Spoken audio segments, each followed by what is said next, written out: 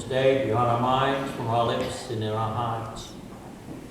Some Sadducees, those who deny that there is a resurrection, came forward, and Jesus said to them, "The children of this age marry and remarry, but those who are deemed worthy to attain to the coming age and to the resurrection of the dead neither marry nor are given in marriage. They can no longer die, for they are like angels, and they are the children of God, because they are the ones who will rise. That the dead will rise, even Moses made known in the passage about the bush, when he called out, 'Lord, the God of Abraham, the God of Isaac, and the God of Jacob.' And he is not God of the living, of the dead rather, but of the living, for to him all are alive." The Gospel of the Lord. Praise to you, Lord Jesus Christ.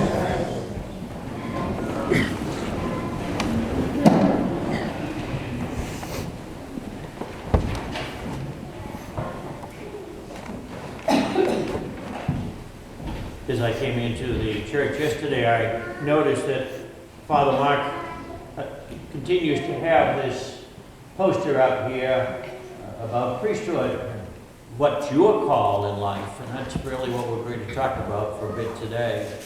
For actually last week specifically, but the early part of the month of November is kind of set aside as a time for vocation awareness. And a couple of weekends ago, the diocese, in addition to us sponsoring other activities, had what they called a seminarian brunch, which was an opportunity for certain representatives from parishes to meet the seminarians and to see some of the vocation awareness information that's available and so on. And so I brought as my guests Sammy, your youth minister, and along with Tom, your apologist, to that particular function. And so during this time we celebrate, as I say, this time of emphasis on vocation awareness, the time in which we remember the vocations to which God calls his people in this life, and how we're all called in our Christianity to promote vocations in the church. St. Francis reminds us of our unified mission to help all our brothers and sisters find their vocation. As he said last year, God calls us to become a part of the church, and after we've reached a certain maturity within it, that's probably confirmation, he bestows on us a specific vocation. The vocational journey is undertaken together with the brothers and the sisters whom the Lord has given to us. And so he's telling us that we're united as a church to help each other find God's will for our individual lives.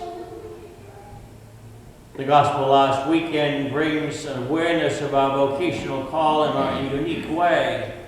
The question which is posed about the woman who marries brothers one after the others as they meet their untimely death was meant, of course, to trap the Lord, to mock him. But Jesus is, of course, not fooled. He understands certainly the calling of marriage and that it is a great gift, a gift that shapes the world and builds society.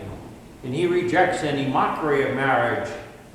And in many of his words throughout the scriptures, he challenges those who are called to marriage to answer that call with hope and with conviction. But he also focuses on other vocations, and now, of course, we're focusing on vocations to the religious life and priesthood. And Jesus points to vocations in the church that point to a heavenly reality that transcends marriage, and that is priesthood and consecrated life.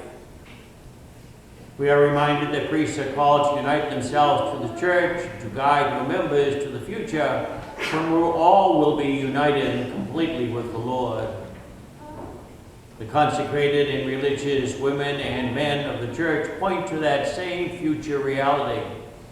By their lives, they witness to a deeper way of life, their vows of poverty, chastity, and obedience, to remind the world around them that heaven is our home, and that this life is only a step along the way. Both of those vocations are vital to the church, and God calls men and women to these sacred lives in order to build up his kingdom.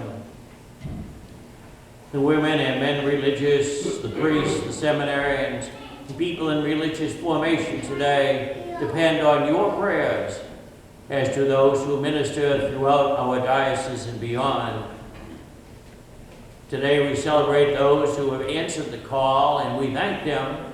And we also celebrate Vocation Awareness Time by renewing our commitment to support young people in their discernment of what the Lord holds for them in their lives. And so I ask you, how are you promoting the culture of vocations in your life? Are you helping the church in her mission to guide others in finding the way to the Lord?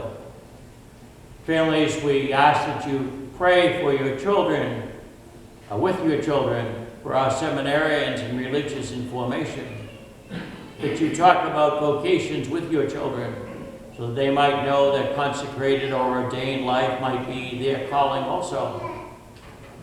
Do not be afraid to help your children answer God's call, whatever it might be.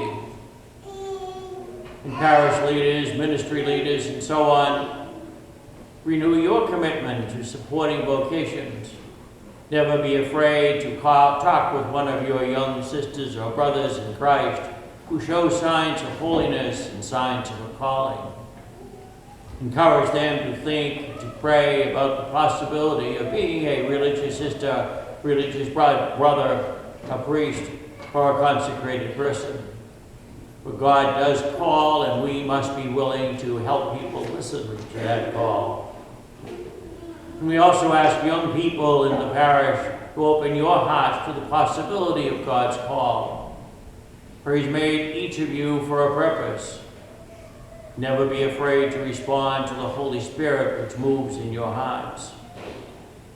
Please pray that we all together will celebrate this time of vocation awareness to the fullest. We will keep building the vocation culture in our diocese and our parish and beyond. Think as you enter this church so frequently of this poster that Father has here, and pray for an increase of those to serve the church. And as I end that, I am reminded of something I wanted to say at the very beginning, but it ties together. Many of you will remember the last resident pastor of this parish, Father John Finnegan. Last resident pastor because of the shortage of priests. But anyways, I was with Father Finnegan on Friday, not very happily. His father has buried 3 of his siblings within the past month. And so if you knew Father, you might think to send him a note or a card, etc. He resides at St. John's Church in Suncook. And that's enough for me.